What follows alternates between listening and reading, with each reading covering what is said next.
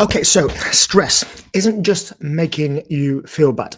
It's making you a worse leader, a worse partner, a worse parent, and it's affecting every single daily decision that you make. Now, I see this so often with people. They know they're stressed, they can feel it in their bodies, they can feel it in their minds, but they don't know how to implement an effective stress management tactic. You try and say to yourself, calm down, but that doesn't work. You try and think your way out of it, but your mind's racing. You feel like everything's urgent and can't prioritize properly. This happens, the way this happens isn't actually the way you think. And once you understand what's really going on, you can actually take steps to control it. So, in this video, I'm going to give you 3 evidence-based tactics that you can use to combat stress in your everyday situation. Tools that work with your nervous system, not against it. So, let's get into it.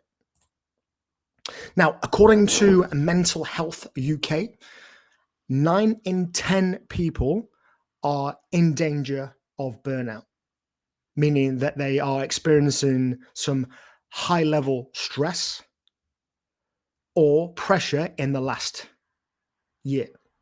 Now, stress is one of those things that is unavoidable, but we can take measures to be able to combat that and carry on without being burnt out.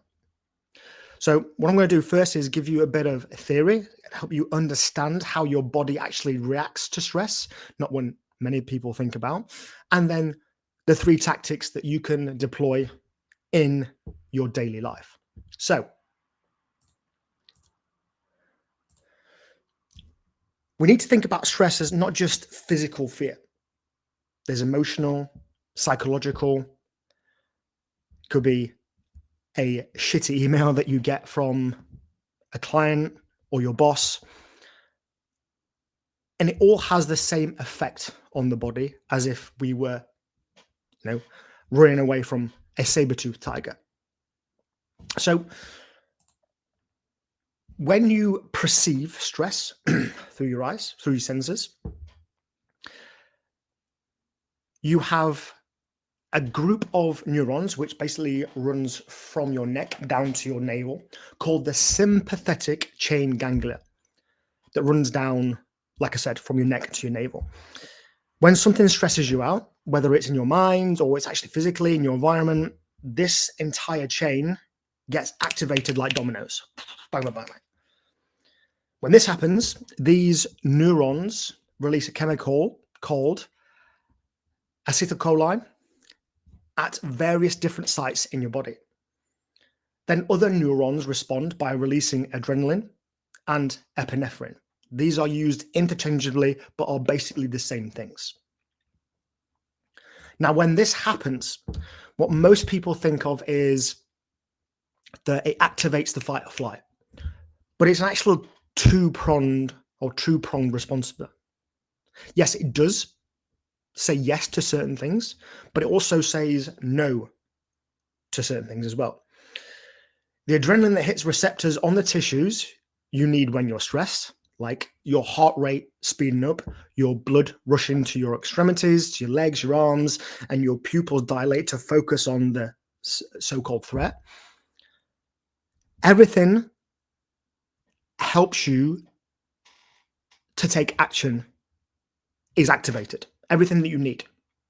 But at the same time, just like the opposite end to a coin, something that is activated, the opposite must be inactive as well. Some of the things get shut down. The things that you don't need right now. Digestion, reproduction, even saliva production. That's why your throat goes dry when you're stressed.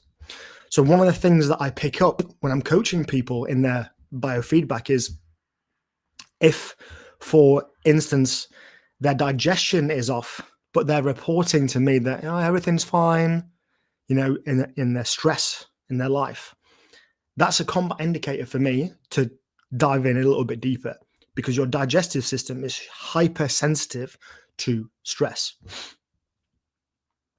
Not only that, the reason why you trying to tell yourself to calm down and trying to logically think your way out of stress doesn't work is that your blood gets diverted from the executive center, excuse me, the forebrain.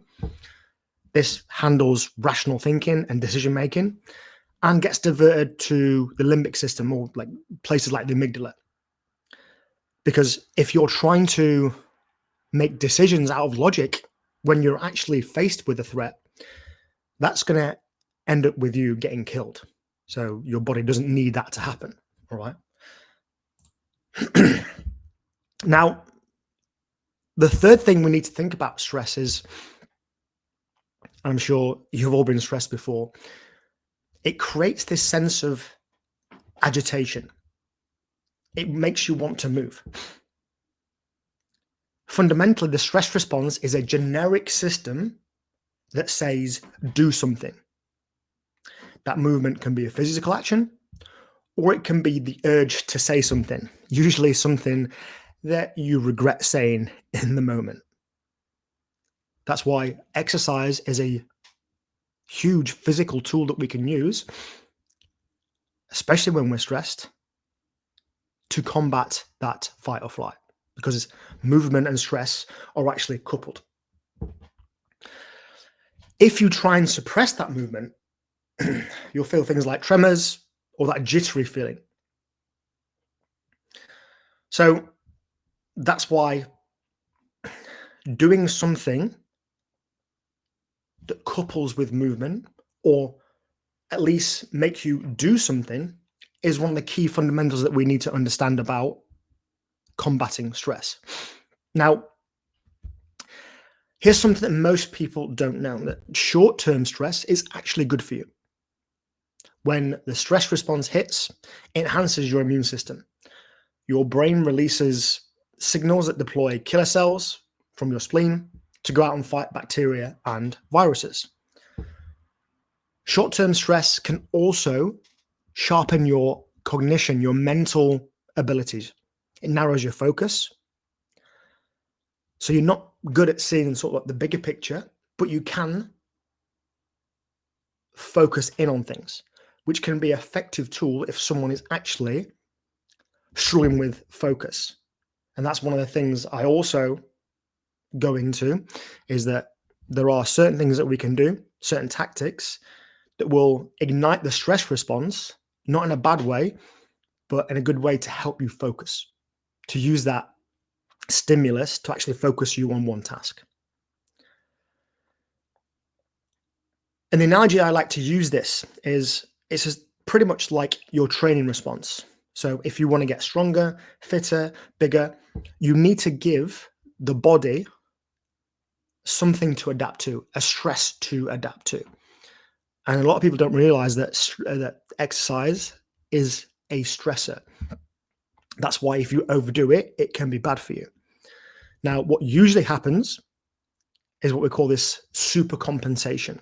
So you're at baseline, you're at homeostasis, you have a workout, you actually get a little bit worse, but then you recover in between sessions and get better. The key word there is recovery, because it works the same way as stress. And this is where chronic fatigue, chronic stress that goes on for months, years, is generally harmful. It's when you get the negative effects everyone talks about: weakened immune system, heart disease, memory problems, stroke, fatigue, burnout, all those things, because your body, your mind hasn't had time to recover from that stressor.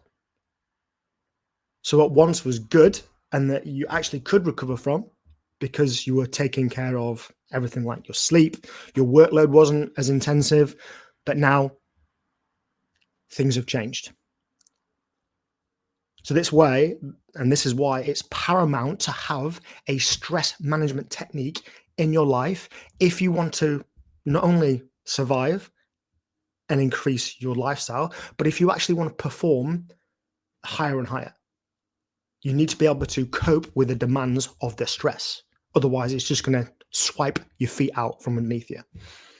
So the way we do that now in the Elite Performance Protocol, which is my signature program, for the most of the strategies that I use, there are a proactive and a reactive approach that I like to take. I like to simplify this as vitamins and painkillers. Vitamins you take every single day as a proactive measure to help you combat certain things, in this case, stress. And then there are painkillers that we can take as a reactive measurement. Now, I'm not going to harp on about your diet, your sleep, because that is, well, this training would go on forever and I could talk about ever for sleep and nutrition, but also it's a proactive, it's a vitamin. And I want to give you the painkillers to implement to your daily life.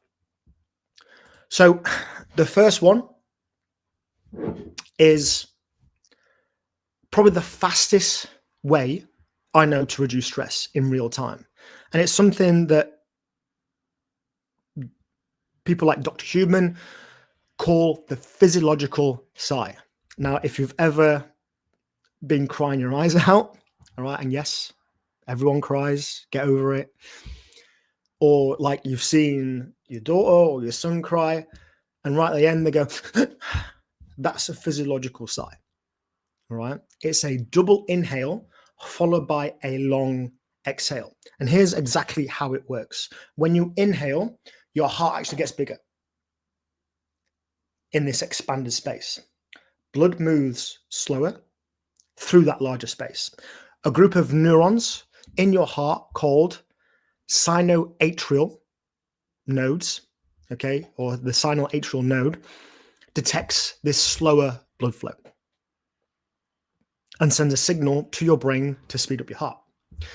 When you exhale, your heart gets smaller, blood moves faster through the compact space, and your brain gets this signal to slow your heart rate down.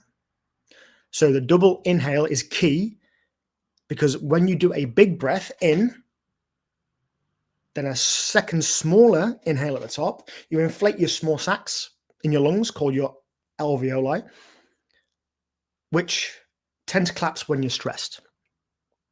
Then when you do a long exhale, it's much more effective at releasing carbon dioxide, and they say carbohydrates there, that's not right, carbon dioxide from your bloodstream, which calms you down very quickly. Now, if you think about it, there are two sort of like sides to your stress response that people will know. You've got the sympathetic, which is what we're talking about. And if you think the way I differentiate it is sympathetic, S means stress, and parasympathetic, P means peace. So you've got your fight or flight, your stress, your sympathetic, which increases your breath rate, increases your heart rate, increases your blood flow. And you've got your parasympathetic, which your breath rate will go back down. And obviously your heart rate will go back down and everything will go back to status quo. Breathing is one of the, and I hate calling this a hack, but it is directly linked to your stress responses. So doing the physiological sigh, the maybe 6, 7, 8, 10 times can calm you down in 20 to 30 seconds. Now, obviously, some of you might feel a little bit shy about doing this, especially if you share an office. So what you could do is you could go out for 5 minutes, move, and do this as you're walking, which would then alleviate people's eyes on you. Not that people really care what you do. You just think they do. But that's a different topic. Let's go on to the second tactic. So that's the first tactic, breathing. And if you feel a bit stupid breathing, then just focusing on controlling your breathing instead of doing the physiological sigh will probably have the same outcome as well. I'm just giving you the most effective. So now we need to think about building capacity over weeks and months so you don't get pushed into that chronic stage. Now, this is a bit of a proactive and a reactive kind of approach to stress, because it's something that everyone should be doing every single day, which is movement. But there's a specific type of doing it which deliberately puts your body into a heightened state through exercise, cold exposure, or actually intense breathing, like the Wim Hof breathing. And if you've ever done breath work, something that I do in my daily morning routine to wake myself up, and I said wake myself up then, that was very Yorkshire of me, can have the opposite effect as well. So it can actually get you moving, which was the tactic I was talking about when I was on about helping people focus in one specific area. Here's how it works. It's not just doing the harsh activity, the cold plunge, the high intensity interval training, the intense breathing, but it's then learning to calm your mind while your body is activated, while your stress response is activated. And here's how it works. When you're stressed, your pupils dilate and you get tunnel vision. This is connected to the same autonomic nervous system as controlling your stress response. By deliberately widening your visual field, your view, if you like, not moving your eyes around, but actually seeing more of your peripheral. Okay, in NLP, this is called like a learning state. While you're looking straight ahead, you activate your parasympathetic nervous system and it promotes calmness. Also, instead of like anchoring on the idea of you hanging out and struggling and, oh my God, this is so terrible, just by reframing that thought and saying, I'm going to get through this. I'm going to get through this. Or worse, that effect. Not like this is good for me, because your brain knows you're instantly lying to a certain point because it is good for you, but that's not going to help you in this situation. So deliberately exposing yourself to stress, it's a bit like deliberately exposing yourself, the muscle, to your load. Okay. More weight. You're trying to give the muscle stimulus to grow. That's the physical analogy that I use. So that's tactic number 2. Again, like with this, it doesn't have to be, you don't have to spend hours in the gym. This is a 2-pronged approach. It's going to have, especially movement, it's going to have many, many benefits, not just on controlling stress, but longevity. Most of you want to be doing what you're doing for a long time. Most of you want to be around for your kids for a long time. So therefore, increasing your longevity by having exercise. I know you feel guilty about making time for you when time is not on your side at the minute, can feel counterproductive. But when you're thinking clearer, when you're handling your stress better, you're a better person to be around. Let's face it. So now, I'm not a big pusher of supplements,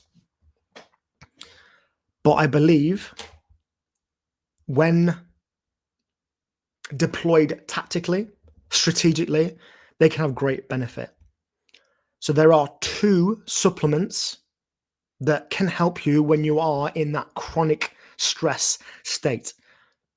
Stress that's been going on for weeks, months, and you need some additional fire support beyond just like behavioral tools. There are 2 supplements that have some pretty solid research behind them for managing chronic stress. That is L-theanine and ashwagandha. Now, L-theanine increases GABA, which is a neurotransmitter in the brain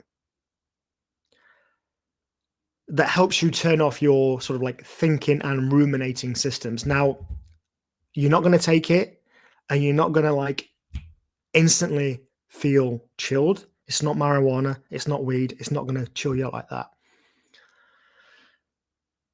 You can take 100 to 200 milligrams around about 30 minutes to 60 minutes before sleep to help with the actual transition to sleep and helping you doze off. But also, if you're chronically stressed, taking it in the late afternoon can blunt your stress response when you're feeling like the day is getting away from you and it's getting too much. Ashwagandha is known to lower both anxiety and cortisol, and there are many benefits.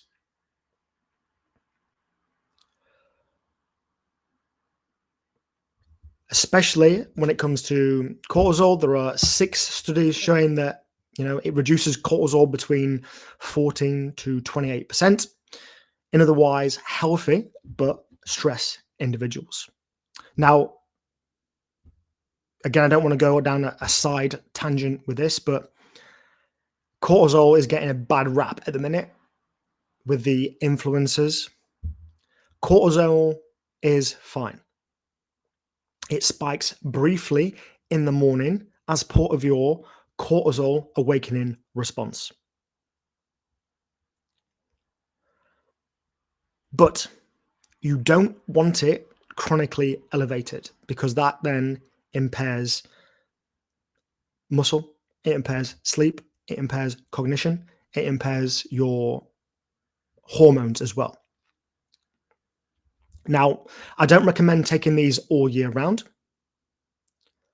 but have them on hand or go and buy them from like Holland & Barrett. Again, I'm not affiliated with Holland & Barrett.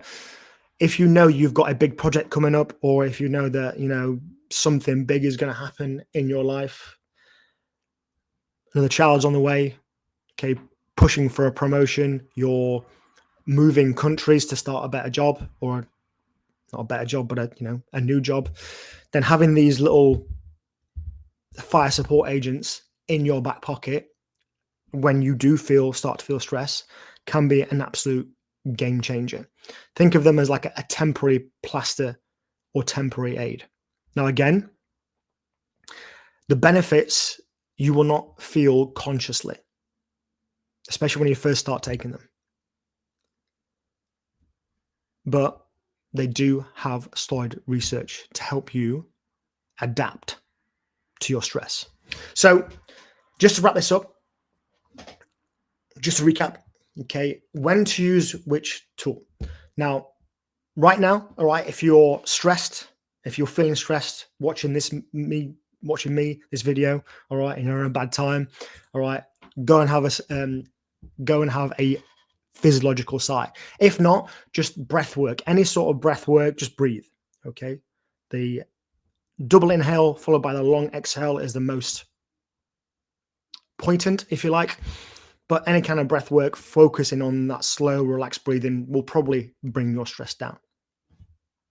In the immediate term, we want to think about implementing controlled stressors that we have control over it. Because again, unconsciously, there is a benefit for us feeling like we are in control of this stress, where most of our stress, we don't feel like we're in control.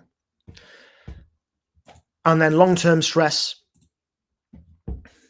we can start to strategically supplement with L-theanine and ashwagandha. So that wraps this up. Hopefully you found this useful. Now, a stress management protocol is one of the key prongs, if you like, in my elite performance protocol. So if you are someone that's struggling with your stress, you're struggling with your health, and you're struggling to put all the pieces together, just drop me a message and we can have a chat about what it would look like to work together. If not, I'll catch up with you next week.